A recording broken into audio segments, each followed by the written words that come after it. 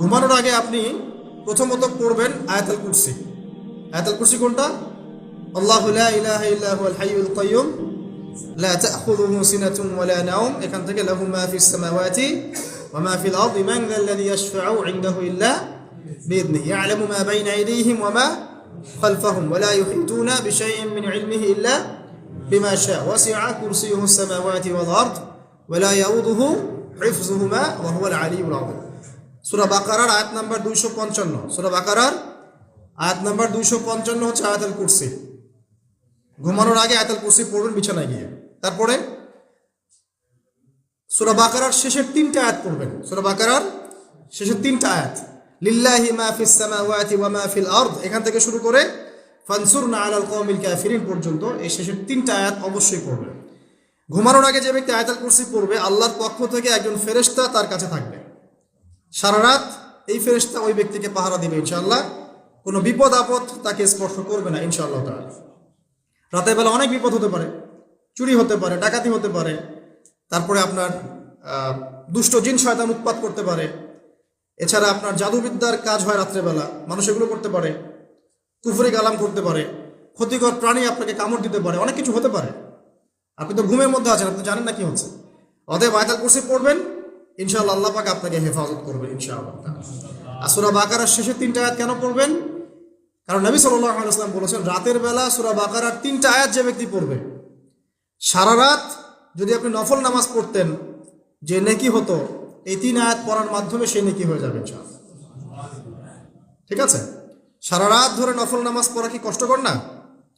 এটা সবচেয়ে সহজ হচ্ছে আপনার সূরা বাকারার শেষের 3টা আয়াত পড়বেন, ঘুমিয়ে যাবেন ইনশাআল্লাহ।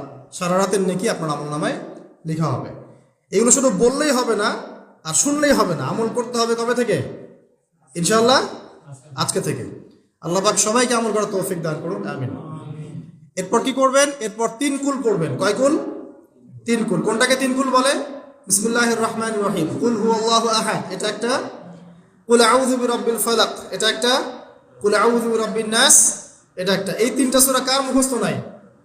এমন কেউ কি আছে যে এই 3টা সূরা মুখস্থ নাই? আছে? যদি থাকে তার গলায় দড়ি দেওয়া উচিত।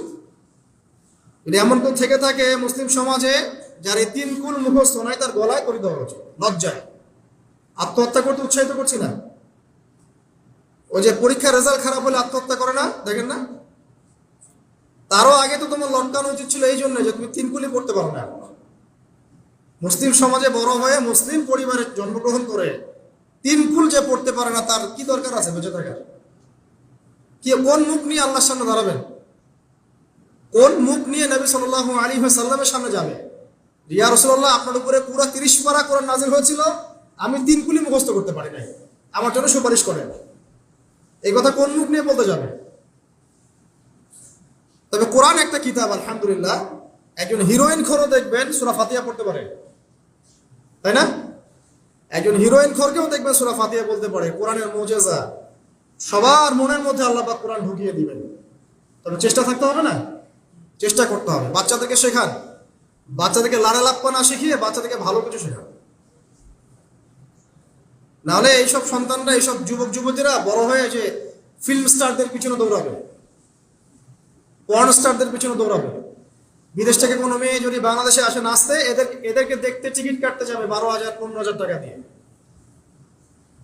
সুসন্তান মানুষ করে যান, কুলাঙ্গার প্রজন্ম জন্ম দিয়ে কি দরকার? এর চেয়ে বাচ্চা নেওয়ারই দরকার নাই। বাচ্চা কাচ্চা এভাবেই মানুষ করবেন, তাহলে নেয়ারই দরকার নাই ভাই। বন্ধা থাকেন, বিয়েই করার দরকার নেই আপনার। বাচ্চা তো মানুষ করতে পারছেন না। আল্লাহ পাক আমাদেরকে বোঝার তৌফিক দান। 3 কুল পড়ে ঘুমাবেন।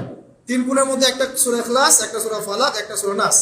কি হবে এটা পড়লে? নবী সাল্লাল্লাহু আলাইহি ওয়াসাল্লাম বলেছেন, দৃশ্য বা অদৃশ্য, মানে যা দেখা যায় যা দেখা যায় না, এই দৃশ্য অদৃশ্যের জগতের কোনো ক্ষতি তাকে স্পর্শ করবে না। প্রোটেকশন, আল্লাহর পক্ষ থেকে প্রোটেকশন।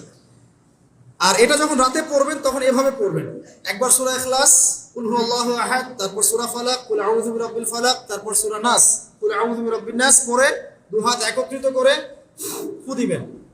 দিয়ে মাথা থেকে নিয়ে এভাবে, পুরো মাথা থেকে নিয়ে পুরো বডি এভাবে মাসাজ করবেন, এভাবে। ঠিক আছে? এটা 3 বার করবেন, একবার না। একবার পড়বেন করবেন, আরেকবার তিনবার। এরপরে পড়বেন সূরা কাফিরুন। কোন সূরা? কুল ইয়া আইয়ুহাল কাফিরুন লা আ'বুদু মা তা'বুদুন। এই সূরাটা পড়বেন লাকুম দীনুকুম ওয়ালিয়া দীন পর্যন্ত। কি হবে? আল্লাহর রাসূল সাল্লাল্লাহু আলাইহি ওয়াসাল্লাম বলেন যে রাতের বেলা ঘুমানোর আগে কেউ যদি সূরা কাফিরুন তেলাওয়াত করে ঘুমিয়ে যায়, আল্লাহ পাক ওই ব্যক্তিকে শিরকের পাপ থেকে মুক্ত রাখবে ইনশাআল্লাহ। আমি অনেক লেকচারে বলেছি, আবার বলছি যে যত মানুষ জাহান্নামে যাবে, হাজারে যে 999 জন মানুষই জাহান্নামে যাবে, তাদের আমলনামার মূল পাপটা হচ্ছে শিরক। কথা বুঝতে পারছেন? এই যে হাজারে যে পুরো 99% মানুষ জাহান্নামে যাচ্ছে, এটা তো হাদিস। তার মধ্যে যারা জাহান্নামে যাবে তাদের আমলনামায় সবচেয়ে কমন যে পাপটা থাকবে সেটা হলো কি? শিরকের পাপ। কারণ শিরক ছাড়া আল্লাহ পাক যে কোনো পাপ তওবা করলেই যাকে ইচ্ছা মাফ করে দিতে পারে।